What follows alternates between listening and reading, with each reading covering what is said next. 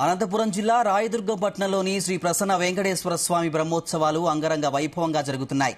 ఉత్సవాల్లో భాగంగా స్వామివారి రథోత్సవ వేడుకలు అట్టహాసంగా జరిగాయి. ఆలయం నుంచి స్వామివారి ఉత్సవమూర్తిని మడుగుతేరుకు ఊరేగింపుగా తీసుకొచ్చి అశేష భక్తుల మధ్య రథంపై అధిష్ఠింపజేశారు. మేళ తాళాలు, మంగళ వాయిద్యాల మధ్య రథోత్సవం వినాయక కూడలి వరకు కొనసాగింది. రథోత్సవంలో ఆలయ అధికారులు, భక్తులు పెద్ద సంఖ్యలో పాల్గొని రథాన్ని లాగారు. పురోహితుల మంత్రోచ్చారణలు, భక్తుల గోవింద నామస్మరణతో పరిసర ప్రాంతాలు మార్మోగాయి.